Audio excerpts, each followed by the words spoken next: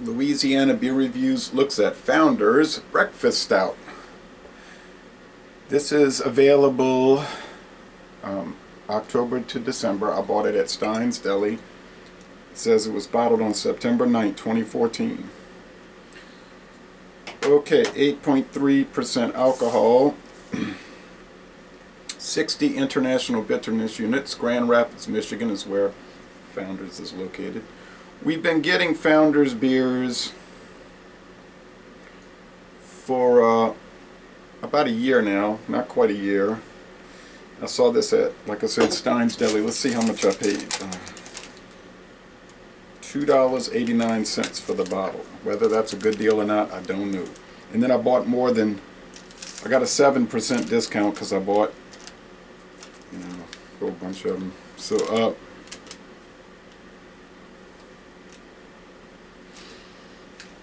I know they had this Kentucky breakfast stout. I haven't seen that one yet.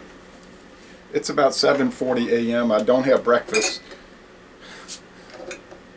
I was eating breakfast about 5, and I had Count Chocula. This might go well with Count Chocula because they use flaked oats, bitter and imported chocolates, Sumatra and Kona coffee.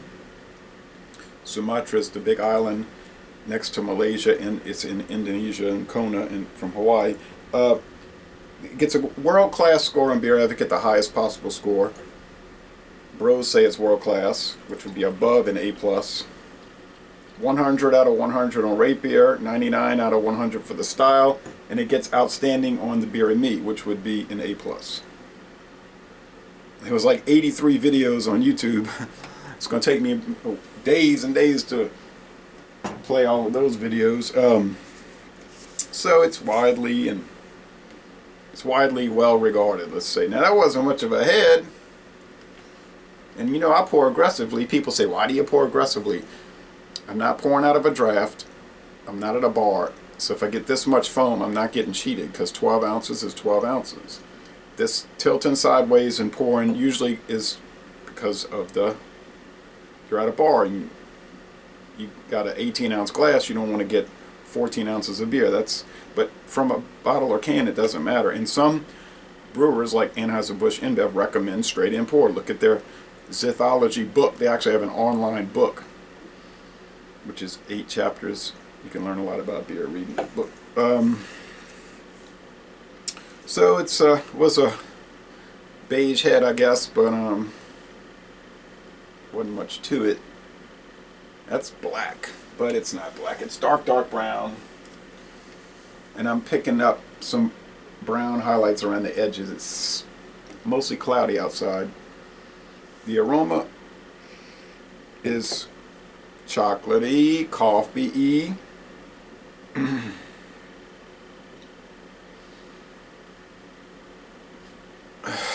Dark roasted barley malts. They don't say what the hops are. They don't say what the malts are.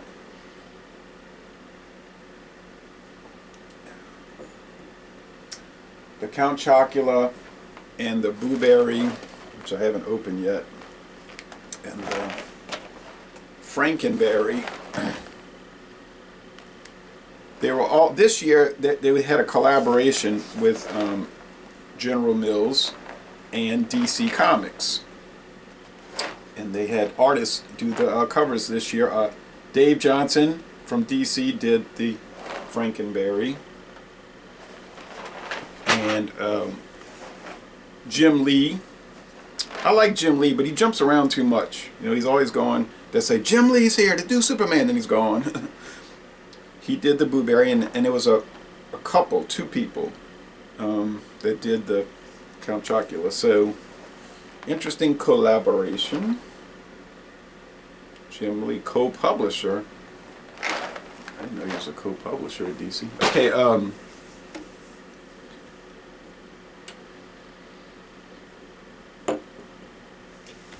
I was a big fan of Jack Kirby.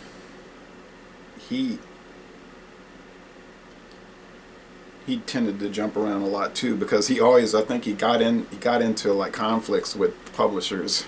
DC, and then he jumped to Marvel, back to DC, and then back to Marvel, and then he quit both, and he was back to DC, and then he died, unfortunately, a heart attack.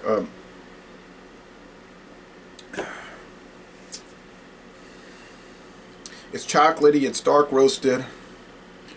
There's some powdery chocolate.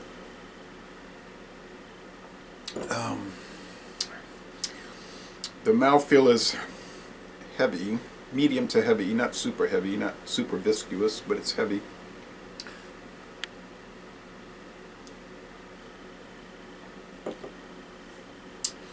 It's not super bitter. 60 IBUs, that sounds about right.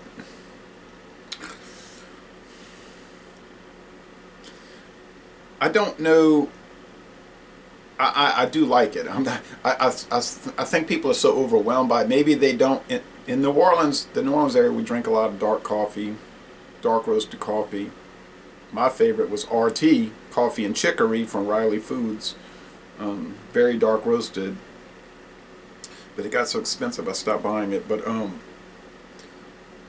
so when you grow up and you're drinking a lot of coffee and chicory, maybe something like this doesn't overwhelm you as much and it's not as shocking or whatever.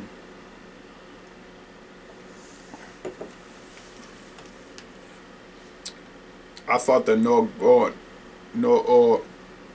Black Horizon Tokyo was, well, that's 16%, and that's like the most ultra gourmet, so that's not really a fair comparison, but that really was 100 out of 100. This, Greg said 10 out of 10.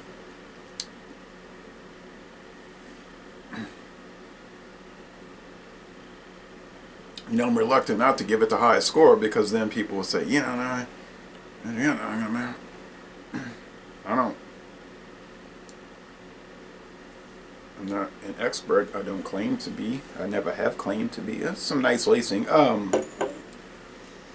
Yeah, for $2.89 a bottle, I think it's worth that, Plus, I get the 7% discount. The mouth feels more medium than heavy now that I'm swishing it around. The finish is, like I say, powdery. It's a little alcoholic, a little bit, not super.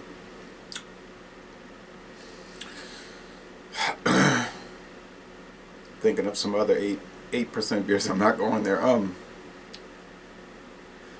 Yeah, it's full of flavor. It's not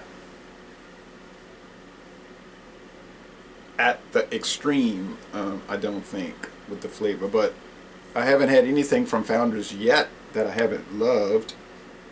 I was going on and on about session IPAs, how I couldn't stand them, really, but their Founders session IPA is so nice, and their curmudgeon and all that other stuff is so good, and the red ale. Well, this is great. I'm going to say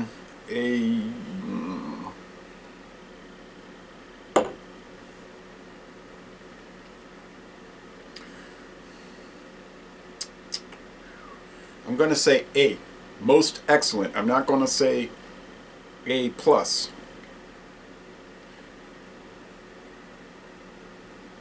And I don't think that's a bad rating when you're giving a beer a most excellent score, an A. So it's a most excellent beer. If you see it, buy it and try it, and you're almost guaranteed to like it. There's no criticism. There's no downside to the beer.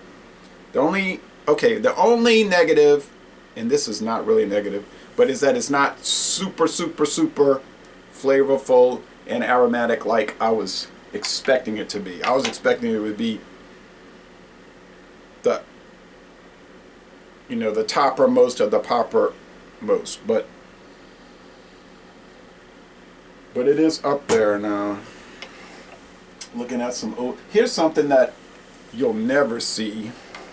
I bought this on Canal Street, New Orleans, in 1997. Smooth and Natural. St. Ives Brewing Company since 1856. No, but Stroh's, Detroit, Michigan. Okay. I said, whoa. I was in that gift store, and they have a lot of gift stores on Canal Street, and I had to buy it. I bought a single. They sold singles. Brewed with time, care, and the finest water, hops, barley, and barley for a distinctive yet refreshing flavor. Well, you know how these run-of-the-mill beers are. They tout how premium they are. But gold the carbonation goldbeer.com. I looked it up on the internet and there was nothing there. There was no site. St. Ives Brewing Company Limited. Now that's interesting. Limited is usually a British Commonwealth, Canadian, or United Kingdom thing. You know, in America usually it'd be incorporated, or these days LLC. But I was fascinated by this St. Ives Gold. I was so glad I bought the can. It's like an Olympic. I never knew what to make of it. I should have bought a 6-pack. You know, it was on par with Pabst Blue Ribbon or Stroh's or Old Milwaukee. When they first started selling St. Ives malt liquor around here, and I started buying it in 1996, it was the 6% version. And I always did like the windswept beach. It reminded me when I went to Santa Monica Beach in California. And it was cold out there. Even in the summer it was cold at the beach. It says Lehigh Valley, Pennsylvania, and under special arrangement, Detroit, Michigan, brewed with natural ingredients. That's interesting that it would say Lehigh Valley and under special arrangement, Detroit, Michigan. Well, I know that Mackenzie River Corporation started this, so they must have made a deal with Stroh's and now Pabst, who acquired Stroh's. Now this particular bottle is saying St. Ives Brewing, Milwaukee, Wisconsin, which is telling me Pabst. 8.2. 8.2. Okay. You still have the windswept beach. You have the red UPC.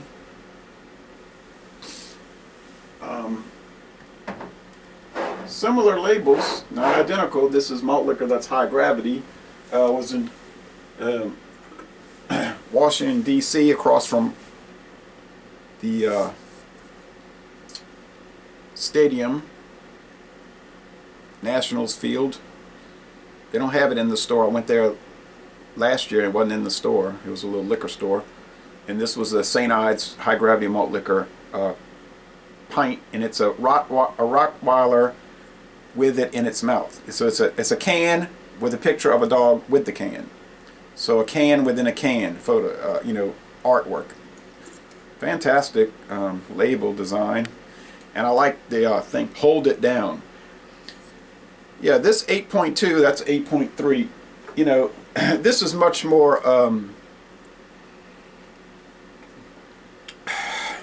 Would you say accessible? And this is much more challenging, I guess you'd say. It's a lager. That's an ale. But they both have their own sort of character. The St. Ives, I like. I wasn't going to go there, but I'm going to go there. I like the combative sort of approach that you get with the St. Ives 8.2. That's, or the Schlitz Gold Bowl. You know, it's a different approach for the 8. This is 8.5. So I don't know. I'm always reticent to bring up something like that, but. You're saying, oh, he's going crazy. They don't compare.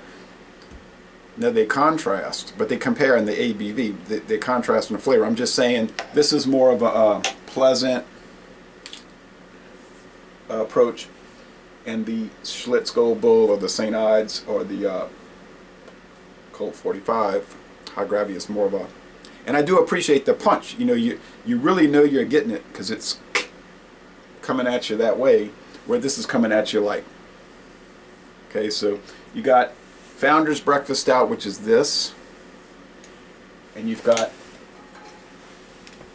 Colt 45, which is this. So it's you know, however you want to appreciate it. Thank you for watching this video production, long form.